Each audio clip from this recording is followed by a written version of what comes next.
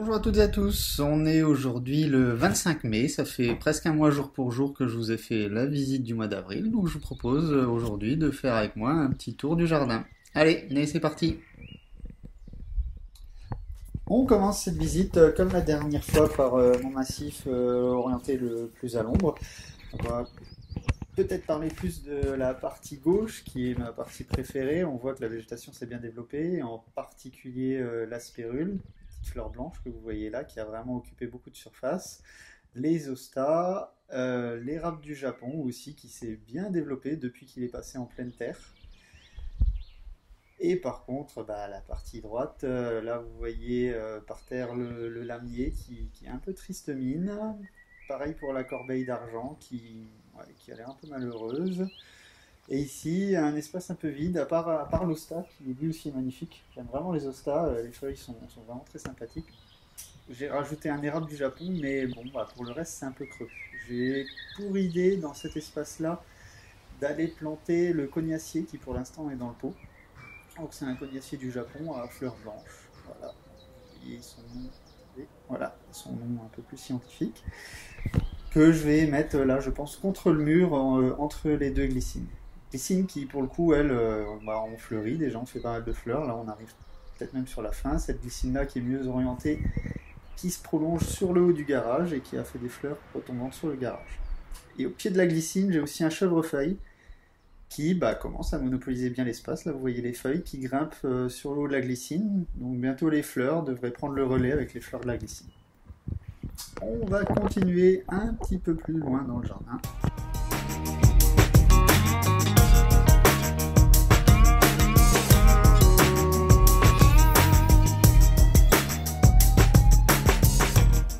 Alors au passage, j'ai enlevé mon petit tunnel que vous avez déjà vu sur la vidéo du mois dernier. Donc je vais en parler quelques minutes. Donc c'est simplement fabriqué avec des tasseaux, 4 tasseaux que j'ai assemblés en carré, sur lequel, en dessous, j'ai positionné des arceaux en plastique, donc qui sont vraiment faits pour faire des tunnels, et par-dessus une bâche. Alors cette bâche, on peut en parler, c'est une bâche, j'ai pris ce que j'avais sous la main, donc c'est fait à base de maïs, c'est recyclable, c'est biodégradable, et c'est très fin comme vous le voyez. Et qui dit fin dit fragile, donc voilà, un gros trou dedans, juste simplement avec le vent, un petit peu de frottement. Donc si c'était à refaire, je vais reprendre pour l'année prochaine une bâche beaucoup plus solide, quitte à ce que ce soit en plastique, pas forcément biodégradable, mais bon, au moins ce sera plus durable que cette bâche en plastique. Ce qu'il y a en dessous, ça vous a intrigué la semaine dernière. Alors, c'est ni un silo, ni un abri anti-atomique, ni une cave à vin, ni quoi que ce soit. C'est simplement le bac à sable de mes enfants. Désolé, c'est pas très marrant, mais c'est tout bête, c'est ça.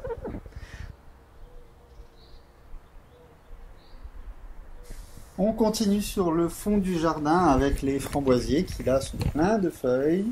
Les petites fleurs commencent à se transformer en fruits. Voilà, on peut dire comme ça si je fais la mise au point. Ça bourdonne de petites abeilles, on la voit, oui elle est floue, non, j'ai pas réussi à l'attraper, mais oui, ça bourdonne de petites abeilles qui nous facilitent bien la vie pour avoir de beaux fruits sur la fin. Ensuite à côté, là où il y avait les tulipes, il n'y a plus de tulipes, elles ont fané, c'est la fin, mais je vais laisser les tiges pour que les bulbes se regorgent, et il y a d'autres plantes qui vont pousser. Juste au-dessus, les glycines, qui elles sont encore en fleurs, qui sont plein soleil, qui sont vraiment magnifiques et qui sont là quand même depuis un bout de temps, comme vous pouvez voir vu la taille du trou. Au pied du composteur, je tente un nouveau truc. Alors c'est un purin ou une décoction d'herbes. Donc c'est les herbes que j'arrache dans le jardin, dans les massifs, que je vais traiter un peu comme un purin d'ortie. Je vous en donnerai des nouvelles. Ce sera l'occasion de tester mon nouveau pulvérisateur spécial décoction.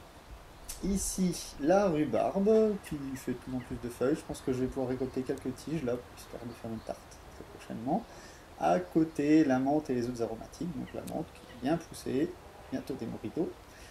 Un autre pied de menthe, de l'origan, de la ciboulette, de la livèche, du persil qui a un peu plus de mal, de l'estragon, de la sauge et de la verveine et du thym au fond aussi.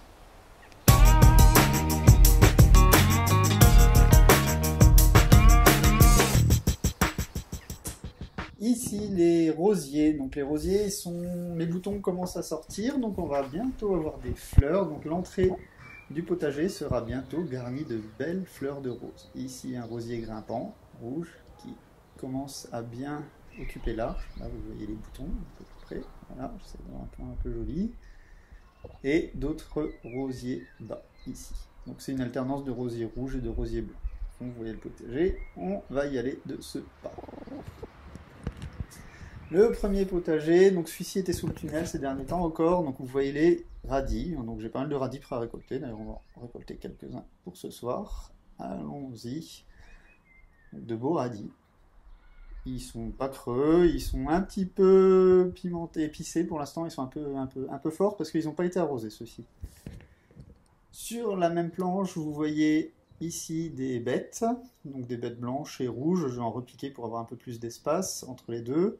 Du maïs. Maintenant que le maïs a poussé, j'ai semé plutôt au pied des haricots grimpants. Donc les haricots vont grimper sur le maïs. En face, des salades. Donc là, j'en récolte vraiment tous les jours, quasiment, pour tous les soirs de la salade. Je vous ferai une petite vidéo sur comment je récolte la salade, ça peut être intéressant. Ici, de la salade à repiquer. Et là, mes tuteurs pour à la fois des haricots grimpants, ici, vous voyez, des haricots rames, à l'intérieur du maïs que j'avais repiqué aussi, et de l'autre côté, des cornichons qui vont être menés sur un grillage. Et ici, malheureusement, un melon qui a l'air d'avoir un petit peu de mal à repartir. Des choux et entre encore de la salade. Je plante vraiment de la salade un peu partout entre quand j'ai de la place. Là, une planche un petit peu plus fouillie, c'était mon méclin de printemps qui est un peu monté, mais je vais le traiter un peu comme un engrais vert. Je vais le couper rapidement et le laisser les planches. Ici, de la betterave au pied, ça me permettra de respirer, et de la carotte. Là, encore quelques radis qui traînent, qu'il va falloir que je ramasse aussi. Donc là, il y aura de la place qui va se libérer avec cet engrais vert qui va disparaître. Bah, cet engrais vert, ce méclin. En face, on a une courgette qui commence à se développer, quelques poirées ou bêtes rouges ici, que j'avais repiquées, et sous le petit tunnel en plastique, des haricots qui commencent à sortir. Donc ici, c'est des haricots nains, pas comme les haricots rames qui sont sur les tuteurs.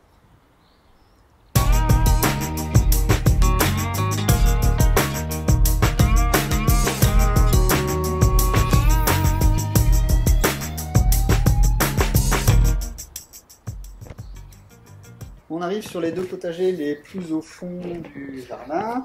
Donc c'est des potagers qui ont le plus de soleil. Donc c'est pour ça que je mets des tomates, des piments. Ici encore un autre type de tomate. On a du potimarron. On a tout le temps de la salade, du basilic, des œillets d'Inde. Donc vraiment j'intercale des cultures partout où il y a de la place pour ne pas perdre de place. Et de l'autre côté, uniquement des pieds de tomates. Alors, je vous avoue que je ne sais pas toujours ce que j'ai dedans, donc j'ai dans mon application, je stocke vraiment les différentes variétés que je plante. Ça me permet vraiment de toujours me repérer et de savoir où elles sont. Donc, jeter un œil, je vais vous montrer. Hop, zoom sur mon téléphone. Donc, je récupère ma planification pour ce jardin-là. Hop. Et voilà, donc on a les variétés de tomates que j'ai plantées. Donc on a de la Green Zebra, qui en fait, non, c'était pas de la Green Zebra, c'est de l'Evergreen, donc j'ai changé en cours de route. On a de la Violacéum, une nouvelle variété que j'essaye, de la Rose de Berne, de la tomate cœur. Et voilà pour ce potager-là. Je vais vous refaire un petit plan dessus.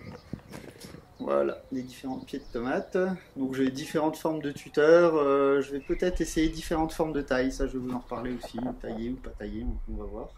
Et entre là aussi du basilic, des œillets d'Inde et aussi des salades, donc des laitues. Vous pouvez très bien planter des laitues entre vos pieds de tomates, hein, ça ne prendra pas plus de place, le pied n'est pas occupé par les tomates et vous les récoltez au fur et à mesure. Donc ça permet d'avoir différentes variétés de salades que vous pouvez récolter au fur et à mesure.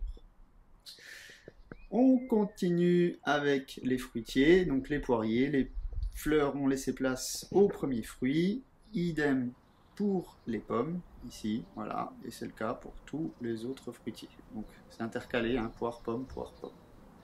Donc j'espère que je vais essayer d'en récolter un maximum cette année. Je ne vais pas avoir trop de pertes.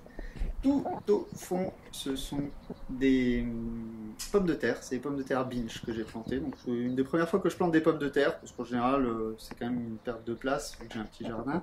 Et j'ai buté, et j'ai aussi... Je sais pas si on voit bien, je vais essayer. Voilà, là vous voyez, j'ai mis du gazon. Donc c'est de l'herbe de tonte. Dès que je tonds, je récupère l'herbe et je m'en sers comme paillis au pied des pommes de terre. Donc ça permet de ne pas trop buter, mais de rajouter de la matière. Ça évite un butage. On continue, on passe par là, même si c'est pas passage officiel. On a ma et vive, donc je refais pas le point sur toutes les variétés. Peut-être juste ici, là, voilà, je vais rapprocher du genêt. J'ai dû couper un petit peu le genêt parce qu'il était retombé avec le vent qu'on a eu ces dernières semaines.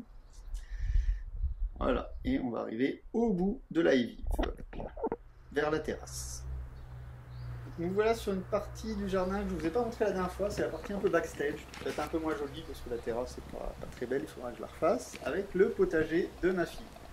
Voilà, c'est un potager sur pied qui lui permet aussi d'avoir un petit peu les mains dans la terre. Cette année, je lui ai donné carte blanche, donc bah, voilà ce qu'elle nous a planté.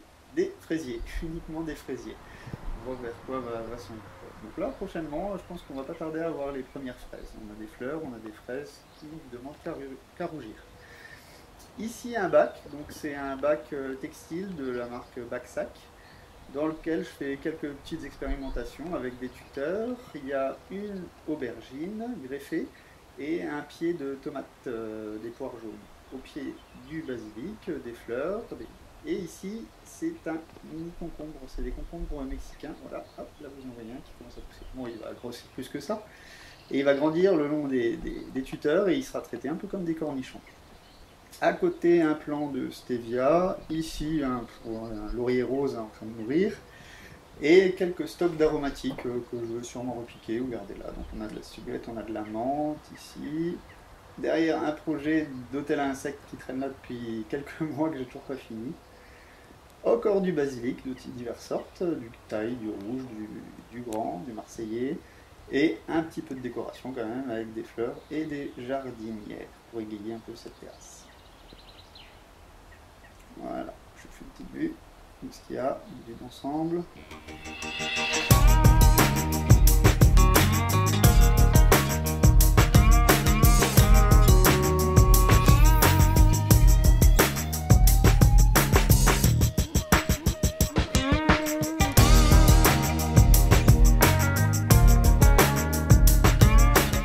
Voilà, comme d'habitude, à chaque fois que je tourne une vidéo, il se met à pleuvoir. On va quand même la filmer celle-là.